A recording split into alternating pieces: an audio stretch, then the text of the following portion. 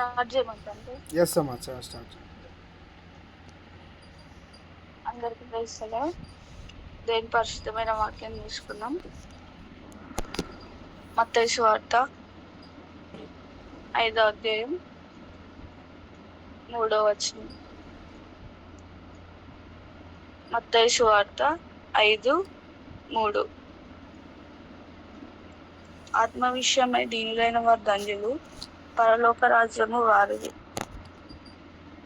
అంటే ఈరోజు మనం దేవుడు మనకి ధన్యతలను చెప్తూ వచ్చాడు కదా, అవి అసలు ఎలా ఉంటే మనం ధన్యులంగా కాగలుగుతామని మనం చూసుకుందాం. ఫస్ట్ ఆత్మ విషయమై దీనులైన వారు ధన్యులంట.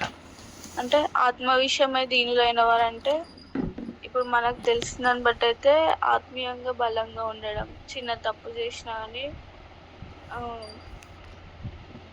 తప్పు అయిపోయిందని దేవుని దగ్గర క్షమాపణ అడగడం, ఇంకా అంటే ఆత్మీయంగా దీనంగా ఉండడం అంటే మన సొంత జ్ఞానంపై ఆధారపడకుండా అసలు మన సొంత జ్ఞానం ఏం లేదని మనం ఒప్పుకొని దేవుడు లేకుండా అంటే దేవునితోనే అన్ని జరుగుతాయని మనము వినయంగా ఆయనపై నమ్మకం ఉంచడం, అది ఒప్పుకోవడం అన్నట్టు. అంటే దేవుడు లేకుండా నాకేం జరగదు నిజంగా అని ఒప్పుకోవడం, ఆత్మీయంగా దీనంగా ఉండడం అన్నట్టు. ఇంకా దేవుని యొద్ద వాళ్ళు తగ్గించుకుంటారు. ఎవరైతే ఆత్మీయంగా దీనంగా ఉంటూ వస్తారో వాళ్ళు దేవుని యొద్ద తగ్గించుకుంటారు, ఆయన కృప కోసం ఎదురు చూస్తారు, ఇంకా పరిశుద్ధ నడిపింపు కోరుకుంటారు. అంటే మనం కూడా ఆత్మీయంగా దీనంగా ఉండాలని దేవుడు జ్ఞాపకం చేస్తున్నాడు. ఎందుకు ఆత్మీయంగా దీనంగా ఉండాలంటే పరలోక రాజ్యమే వారిదంట. అంటే దేవుడు మనకు పరలోక రాజ్యాన్ని ఇస్తాడు కాబట్టి మనం ఆత్మీయంగా దీనంగా ఉన్నప్పుడు అది మనకు ఒక ధన్యత అన్నట్టు. ఇంకా మనం బైబిల్ చూసుకున్నట్లయితే సుంకరి ఎలాగైతే అంటే ఆయన ఎంత తగ్గించుకొని ఆకాశం వైపు కన్నులెత్తి చూచటకు కూడా ధైర్యం చాలని రొమ్ము కొట్టుకుంటూ కరుణించి మన దేవుని అడిగినట్లు మనం కూడా అలా ఉండాలి. అంటే ఆత్మీయంగా అంత దీనంగా ఉండాలి. అంత దీనంగా ఉన్నప్పుడు దేవుని రాజ్యాన్ని మనకు దేవుడు అనుగ్రహిస్తాడు. ఇంకా సెకండ్ది, దుఃఖపడువారు ధన్యులు, వారు ఓదార్చబడుదురు. అంటే మనం దుఃఖపడాలి. అంటే దుఃఖపడడం అంటే మనము ఈ లోకంలో ఉన్న కష్టాలను బట్టి, బాధలు, వీటిని గురించి దుఃఖపడమని చెప్తలేడు దేవుడు. అంటే మనం చేసిన పాపాల గురించి, మనం దేవుడి నుంచి దూరమైనప్పుడు అట్లాంటి విషయాలలో మనము దుఃఖంగా ఉండాలి. అంటే దేవుని దగ్గర మన పశ్చాత్తాపంతో దేవుడిని అడగాలి. ఇంకా మనం ఎక్కువగా దేవుని సన్నిధి కోరాలి. అంటే మనం సాతాను శోధనలో పడిపోయేటప్పుడు నిజంగా మనం మనస్ఫూర్తిగా దేవుని యొద్ద క్షమాపణ అడుగుతూ మనం మళ్ళీ దేవుని యొద్దకు వచ్చినప్పుడు అప్పుడు ఓదార్చబడతాం అన్నట్టు. మనం ఆత్మ విషయమే దీనులైన వారు ధన్యులు, పరలోక రాజ్యం వారిది. దుఃఖపడు వారు ధన్యులు, వారు ఓదార్చబడలేరు. అంటే మనం ఆత్మీయంగా పడిపోయినప్పుడు, మనం దేవునికి దూరం అవుతున్నప్పుడు మనము పశ్చాత్తాపడాలి. అప్పుడు దేవుడు మనల్ని ఓదార్చాడు. ఇంకా సాత్వికులు ధన్యులు, వారు భూలోకంని స్వతంత్రించుకున్నారు.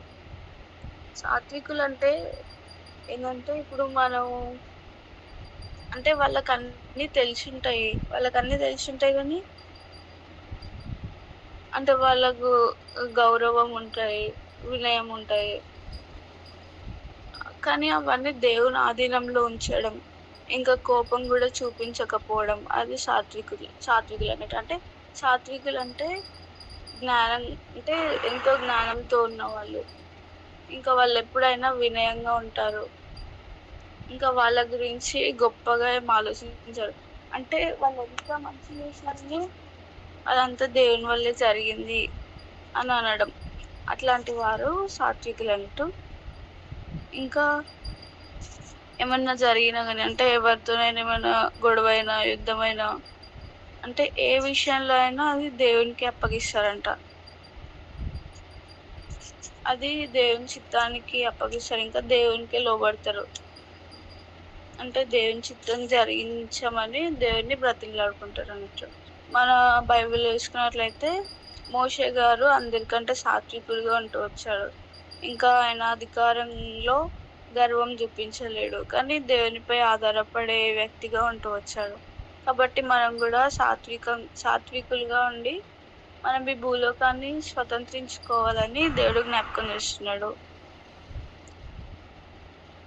మోషే ఎలాగైతే సాత్వికంగా ఉంటూ వచ్చాడో, ఆయన అధికారంలో కొంచెం కూడా గర్వం లేకుండా ఉన్నాడో, మనం కూడా అలా మోషే వలె ఉండాలి.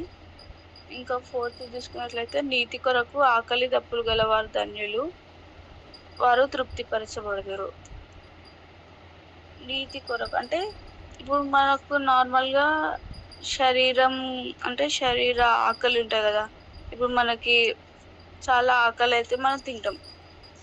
అట్లా అంటే మన శరీర ఆకలి కోసం కాకుండా, అంటే మనము ఆత్మీయంగా ఆహారం కొరకు మనం ఆకలి కలిగి ఉండాలి.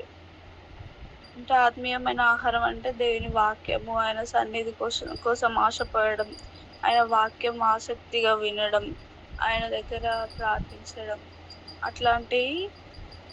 అట్లాంటివి మనం చేసినప్పుడు మనలో దేవుడు ఉంటాడు. అప్పుడు మనం నీతిని జరిగిస్తాము.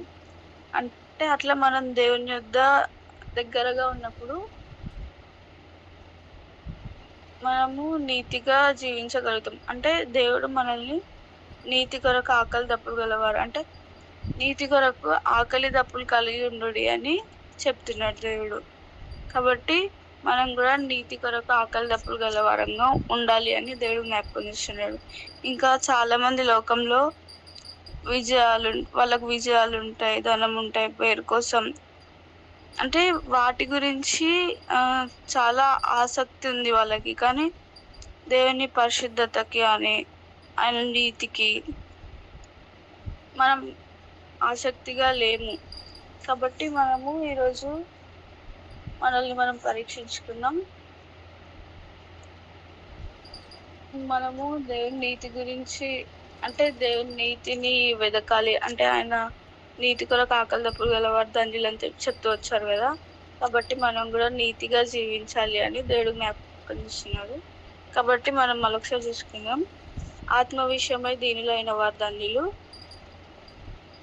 పరలోక రాజ్యం వారిది. దుఃఖపడి వారు ధన్యులు, వారు ఓదార్చబడదురు. సాత్వికులు ధన్యులు, వారు భూలోకంలో స్వతంత్రించుకుందరు. నీతి కొరకు ఆకలి దప్పులు గలవారు ధన్యులు, వారు తృప్తిపరచబడదురు.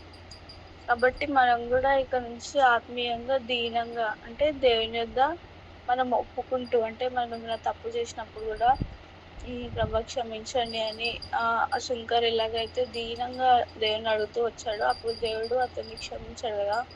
మనం కూడా ఇక నుంచి అలా ఉన్నాం. ఇంకా దుఃఖపడి వారు ధన్యులు, వారు ఓదార్చబడదురు. అంటే మనం ఏమైనా తప్పు చేసినప్పుడు పశ్చాత్తాపడుతూ దేవుని యొద్ద అడిగినప్పుడు మనం ఓదార్చబడతామంట అప్పుడు. ఇంకా సాత్వికులు ధన్యులు, అంటే మోషే వలె ఆయనకి ఎంత పేరున్నప్పటికీ ఆయన ఎంతో అంటే జ్ఞానంతో ఉంటూ వచ్చాడు. కాబట్టి మనం కూడా మోషే వలె సాత్వికంగా ఉండాలి. ఇంకా నీతి కొరకు ఆకలి దప్పులు గల వారంగా మనం ఉండాలి అని దేవుడు జ్ఞాపకం చేస్తున్నాడు. దేవుడు దీవించి ఆశీర్వదించింది ఆ కామన్.